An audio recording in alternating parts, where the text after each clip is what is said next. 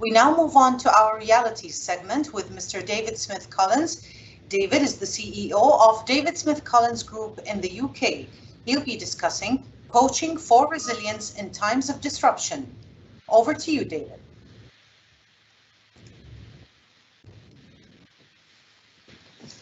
Hello, good morning, everybody. I've just been listening to Alex. Amazing. I love listening to Alex all the time. He's a great speaker and he makes me think. And I was going to put up some slides, but I've decided not to put my slides up now. I thought I'd just follow on from what Alex has been talking about and hopefully weave in the coaching dynamic over and above the leadership dynamic that Alex has just finished with.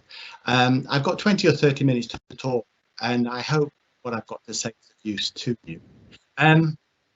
Look, the definition of my session is coaching for resilience in times of disruption, and goodness me, so disruptive what's happened. Terrible events have taken place with this pandemic. And, you know, I feel for those that have been directly involved and my condolences to anybody that's lost anybody dear to them as a result of this horrible disease. But, you know, from a personal point of view, I think I went through the change curve more than anybody, just as much as anybody, even though I'm a coach, I'm a leadership mentor. And I didn't actually realize what was going on to me until I sat down and did some reflection. And certainly one of the things that actually happened to me is I went through, if you follow the theory, you know, the Kubler-Ross Tuchman curve, I went through this denial. Oh, it's only the flu. Why are we reacting like this? And when I got through that, I got really frustrated, really angry about what was going on. And that anger actually turned into a depression, clinical depression, but I was really in a bad mood for many weeks until I got over, readjusted, come to terms with what was going on, and then got on with my life. And that's what change is all about. Coming through this dip, this depressive curve, experimenting and moving on. And the one thing that has been proven to help people get through any form of change is coaching and mentoring. It's the one thing that research and scientifically proven. If you have a coach, if you have a mentor, if you talk to somebody as a result of the changes that you're going through, you're going to come through change quicker, more effectively, and you're going to learn from that. And you know, I know it's horrible at the moment what's going on, but there's always something going on somewhere, and that's a constant. They say change is a constant, and I believe that to be so true. It just psychologically, we feel that there's more change going on now than there's ever been, but it's an illusion. If you go back in history and plot all the actual incidents of change over history, there has been a constant raft of change in every country, in every society, in every culture. It's just that we feel that it's intense at the moment. So I'm going to talk to you about coaching and mentoring and how that can help and make us more resilient. You know, resilience is actually not a psychological concept. It's actually an engineering concept. Resilience is all about materials and putting materials under stress and getting it to flex back, to recover. From an applied psychologist point of view, we've stolen the concept and applied a psychological construct around it. But, you know, if you think about a tree, when a tree is subject to wind and a storm, it flexes. But when a tree gets old and can't flex, it will break. So I think there's a message in that for us all. Resilience is all about not avoiding change, not avoiding disruption, being ready for it, and ready. We must be. So what's coaching all about? Well, let's focus on coaching as opposed to mentoring. So I do tend to talk about because I see that there is a need to blend the two concepts. You know, coaching for me is about the challenge, the motivating people. There's three things for me: learning, development, and change. If you're doing anything to learn, helping yourself learn, helping other people to learn, development in yourself and others, or changing people or changing things, you're probably coaching. And I don't coach organizations, I coach people. It's people-centric, it's a people-focused concept. And it relies on good communication. You know, I'm now slide deck. I decided not to use my slide deck. I'm talking to you directly. It's also about listening. Good communication, empathetic, emotionally intelligent communication, active is bedrock of effective coaching. And some people need to develop those skills. Asking questions is what it's all about. What it's not psychotherapy. It's not counselling. It's not revisiting things that historically have happened. It's about looking to the future. So with that in mind, what can we learn from these experiences? And the question I ask you is, where are you right now in terms of that change curve? I'm sure you're not in denial. I'm sure some of you are still in anger and frustration. Some of you may be really down about what's going on. But there is a future, and change is good for us. I wouldn't wish this on anybody, but what doesn't kill us will make us stronger. You know that. And everybody wants things to get better, but nobody wants things to change. You can't have one without the other. So let's try and bring a little bit more optimism, a little bit more positivity, and a little bit more forward focus in terms of what we're trying to do here. And prepare ourselves and learn from what we've been through. So where are you at? How are you feeling? And how is your bubble? How have you surrounded yourself with people who support you? The fountains in your life, the people that give you joy, people who support you, people who listen to you. Or are you surrounding yourself with drains, people who take that just take all the emotions from you and leave you feeling diminished? That's not good for you. Please, people who can coach and support you. Ken Blanchard talks about situational leadership. He says in leadership terms, a great leader, a productive leader, does two things. One, gives direction to travel. Yeah, of course. An effective leader must give direction to travel. But he also says an effective leader as well. And that's where the coaching and mentoring comes in terms of the leadership dynamic. Direction and support. Are we surrounded by people who give us direction and support? And are we able to give others that? Can we do that? Because it's all about coaching and mentoring. And everybody needs a coach, and everybody needs to be coaching and mentoring somebody. And it's not an age-specific thing. It's not like you've got a grey beard to be able to do it. Some great coaches are kids, and kids need great coaching. I had a conversation with a friend of mine called Neil Armstrong last week, and he shared something with me that I'm going to share with you. Actually, I hope you don't mind. And thank you, Neil, for sharing this. He said, that I've got something here in my home. Beautiful vase. He said, people are like this. Beautiful vase, beautiful glass cut vase. We can put flowers in. We can contain things in there. And we create our whole life being coached and mentored to create vase. Is us. It's a metaphor, okay? And everybody's vase is different, and everybody's vase is beautiful, and everybody's vase is effective. But how did we become this vase? Well, we became this vase because we are surrounded by people who coach and mentor us, who shape us. And we listen to people, and we are affected by people who we value and who we think value us. And over the years, we create this beautiful vase, and say, that's great, beautiful. But the problem is, in your metaphorical vase, you are looking through a prism which isn't always giving you a true image, a true vision. It gives you distortion, and this is life. From a coach and mentor point of view, what I spend most of my time doing is respecting the vase, respecting who people are and who they are, where they've come from, and who they've become. But to try and get people to look outside the vase and say, what's actually going on here? Am I working in a distorted construct here? Get outside the vase, look outside, see, because you're looking through filters. We're all looking through filters, and a coach and a mentor will challenge those filters. I like the vase analogy because we didn't start out life like this. We started out like a small crystal, and we developed from this to this. And how do we do that? Well, we learned, we developed, we changed, we were coached, we were mentored, and we were influenced by people that just meant a lot to us. And so we became a composite of people that we respected. Yeah, and sometimes we became a glass. and eventually we became the VARs. So from a coaching point of view, my job as a coach is to sometimes get people to step outside the VARs, look at themselves, and take and be honest.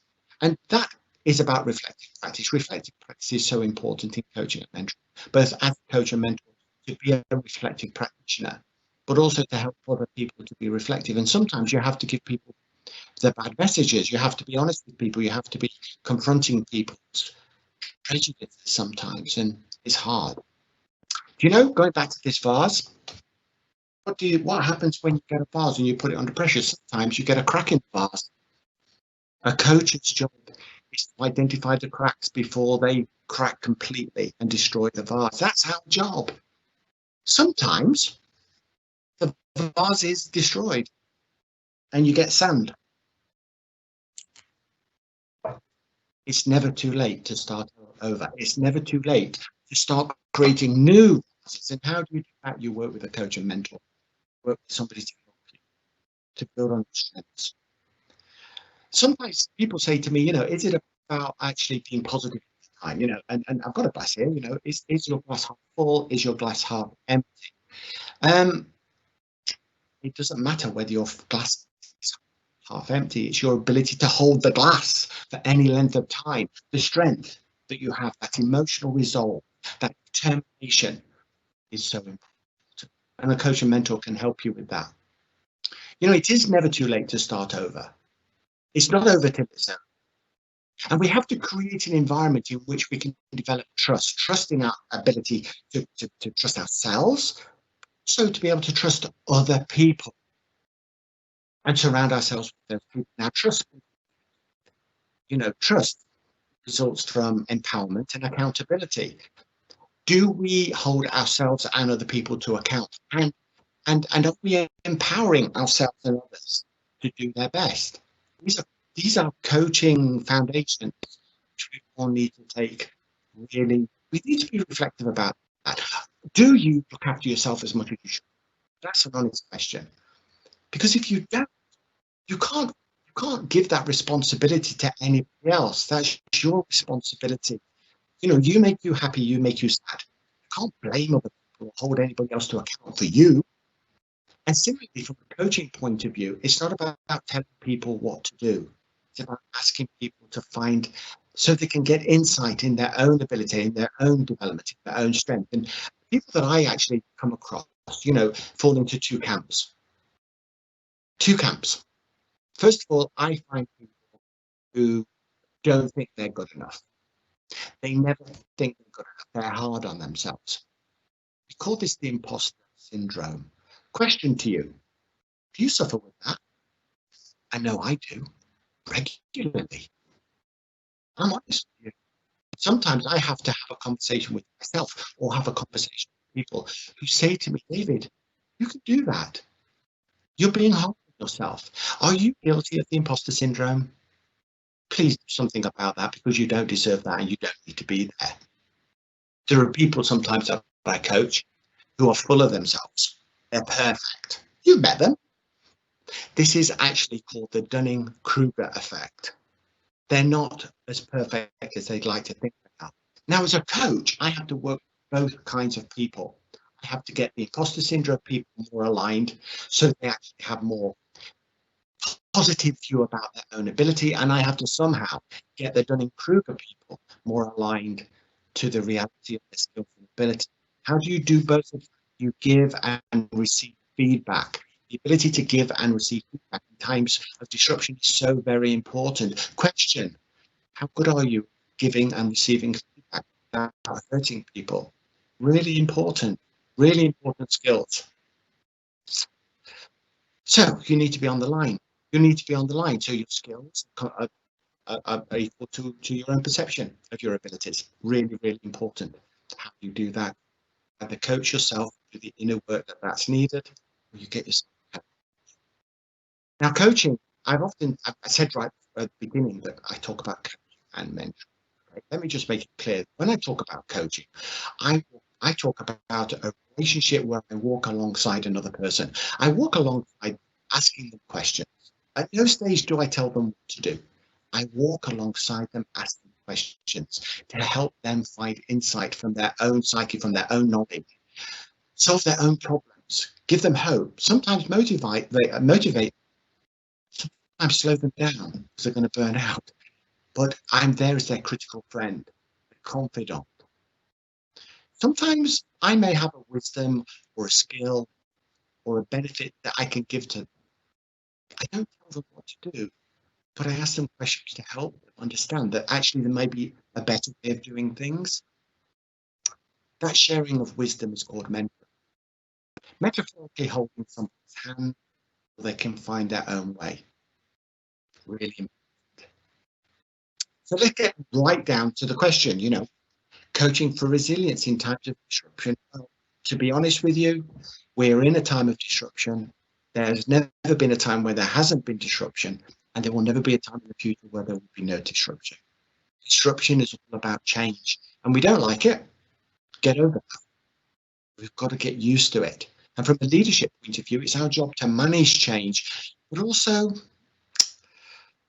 to drive forward new change, take people forward, and take people forward to anticipate change, to innovate, to be creative. That's what great business is all about. That's what entrepreneurs are all about.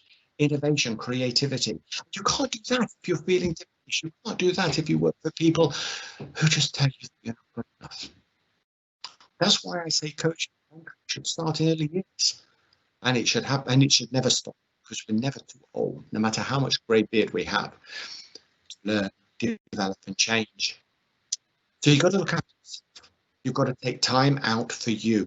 We call this me time.